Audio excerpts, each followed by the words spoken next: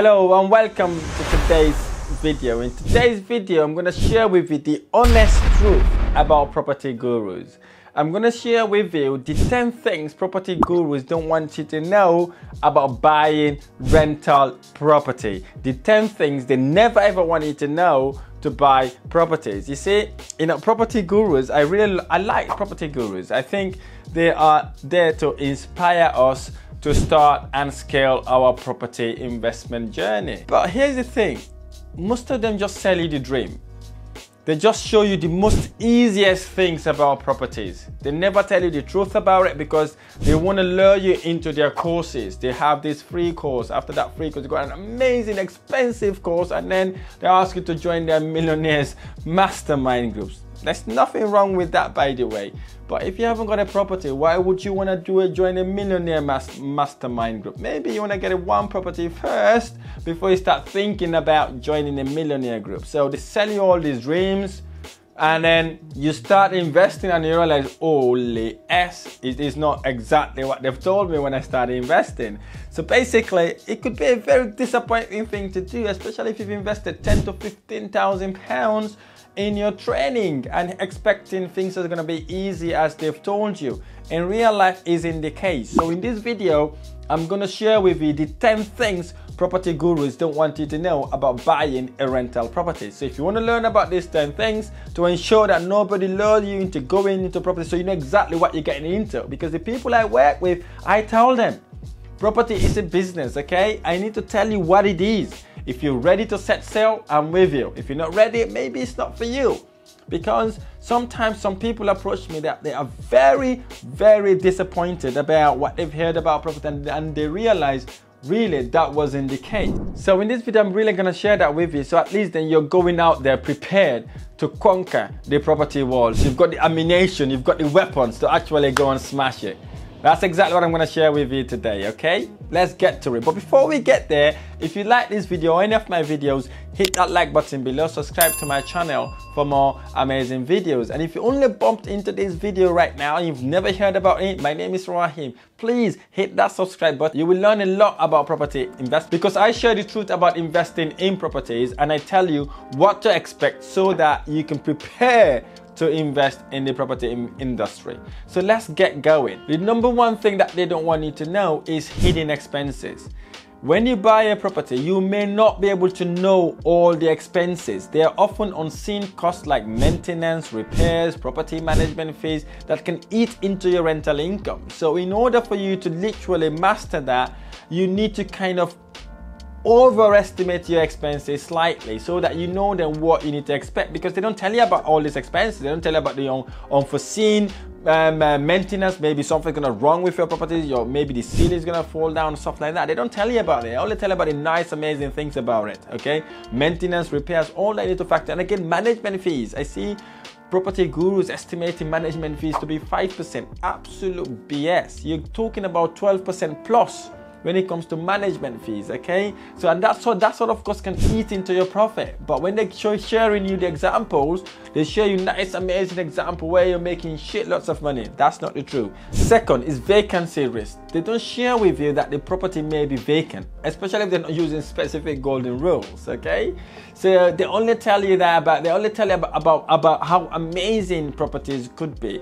Listen, here's the thing. Rental properties can sit vacant for period and causing financial strain, budget potential problems. It becomes a rope on your neck. But here's the thing, if you're buying the properties the way you're supposed to buy it, to be honest, you shouldn't be worried about vacancies. But because there's so many property gurus out there, I thought probably it's best to bring this in. So vacancies could be there. Properties could be vacant for a very long time without having a tenant, especially if you have a mixed-use properties where you've got a flat at the top and you've got a shop at the bottom. When it comes to shop, it doesn't easily rent. It doesn't rent a week or 2 weeks, 3 weeks. Sometimes it takes you 3 months. Sometimes it takes you 6 months. So be prepared for that. And the third thing they don't tell you is market fluctuation. Right? Property market can be unpredictable sometimes. Property value may not always appreciate in value as expected as well. So again, be prepared for that. It doesn't always go up, especially if you're just buying properties because you see everybody's buying it.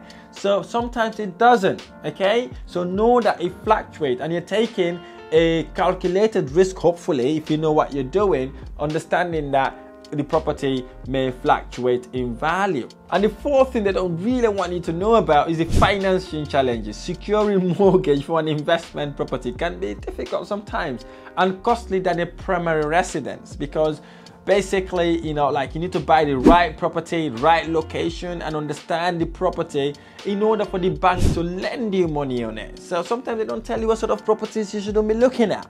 You know, they just tell you about how amazing buying properties. They never told you about the mortgage process. Most of them don't know about mortgage process, to be honest. They don't know. They don't know about mortgage process, okay? All they know, I can share with you how to buy properties. And mortgage processes sometimes can be really hindrance, okay? So know that you need to know your finances, what is available for you, what sort of mortgage you want to take, okay, for an investment property, to ensure that it's not as difficult as it may be. So they don't share that with you. They just say, I'll refer you to a mortgage broker. They will go sort out that for you. No. The fifth thing they don't also want you to know is about regulation hurdles.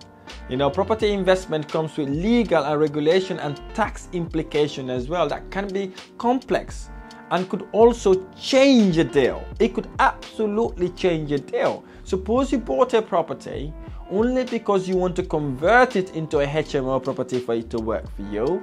You bought that property not knowing you cannot do HMO in that area. Maybe it's an Article 4 area. You will never get an HMO license in there. You will never get a change of use in that location. So these are the things you need to understand in order before you buy that property, because once you bought it, it's yours now. You need to make it work. So regulation changes. Sometimes there is a flood risk in an investment area. You might not be able to do a flat conversion in that area, for example. So these are the sort of things you want to be thinking about. And the sixth thing they don't want you to know is tenant issues. Now, here's the thing, okay? Property is a business, right? You get good and bad customers if you got a business to run, right? Exactly the same when it comes to tenants. You do have tenant issue, problematic tenant that can be headache and causing you damage or late payment, or literally screening tenants is really crucial, okay? So very important for you to vet your tenant nicely. And again, most property gurus don't even know what the process is, okay? They haven't got even an estate agency. So tenant issue could be a problem. I've know a landlord right now who approached me recently. They bought a property with an existing tenant, and that tenant has been in that property for God knows 25 years. Rent has never been increased, tenant doesn't pay rent, and now they've inherited that property, and it's just causing them headaches upon headaches, and guess what? Sleepless nights. So when you buy a property, you may have tenant issues, but to avoid that, get someone to mentor you, guide you, and help you along the way. Because it's not about buying the property, it's about having the right person to live in your property to ensure that property becomes an investment instead of a rope in your neck. The seventh thing property gurus don't tell you is time commitment. Look, sometimes managing rental property can be time consuming, and especially if you don't hire a property manager, because sometimes like, oh, you can do it yourself. It's one buy to let, you can manage. I get that. If you got a nice, amazing tenant, you can manage it. It takes about maybe 5-10 minutes a week. Okay, but when I'm doing things like this, I always look at the worst case scenario. Right? I look at it, okay, if I'm managing the property, am I able to invest 2 hours a day, 3 hours a day, 5 hours a week, whatever that may be for you, put that in, because they do not tell you this. The eighth thing they don't tell you is risk of property depreciation. In some instances, property prices goes down in value over time. We have areas where there are negative equities. Properties have not gone up in value, right? If you go some areas, property prices never gone up in value for the past 10 years. But because the properties are cheaper in those locations, you're thinking, okay, it's cheaper there, especially if you're in London, where you can even get a room for £100,000. And you saw somewhere in the north, they're telling a 3-bedroom house is going for £100,000. And you're thinking, whoa, that's very cheap. You buy it, you realize property prices have never gone up in that area. Maybe it hasn't gone up in the past 10 years. So this is what they don't tell you as well. So you need to look at that to ensure wherever you're buying, the property is not depreciated in value, okay? If that area, the properties are going down in value, perhaps there's a better area somewhere. Number 9, cash flow uncertainty. Rental income may not always cover your expenses, and this can also lead to negative cash flow. Now, sometimes you would buy a property, like what happened recently. the deals were all amazing, they looks really, really nice, only for the interest rate to go up. Interest rate keep creeping up every single month, creeping up every single month, and guess what? You've got repairs and maintenance also to look after. Sometimes you'll be making loss at your property, right? So in order for you to avoid this, is by doing the opposite of what I've just told you. These 8 problems is basically overestimating your interest rate. If interest rate is at 5%, 6%, maybe you want to do at 8 or 9%, just to see if you're still making profit. And your expenses, always and always factor in your expenses in your analysis, whether you're going to be expensing it or not.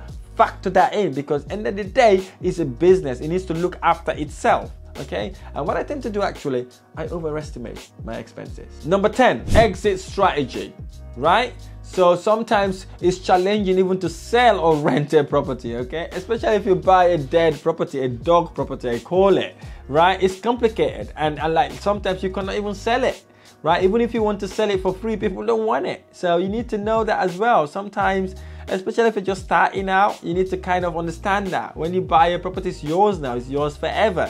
One, you attract bad tenants. Second, you cannot rent it. And it's really difficult position to be in, especially if you've got a partner that you've convinced and told property is a really amazing thing to do, only to find out your first investment property, the second or third one, is really not making you money. It's not making you a millionaire as the property gurus promise. So these are the 10 things you need to aware about properties. These are the things property gurus never ever tell you in their property investment courses or in their property investment crash courses. So I really hope these 10 things would be a bedrock for when you start to look at investing in properties. If you like this video or any of my videos, smash that like button below, subscribe to my channel for more amazing videos, and I look forward to sharing the next video. Thank you for watching.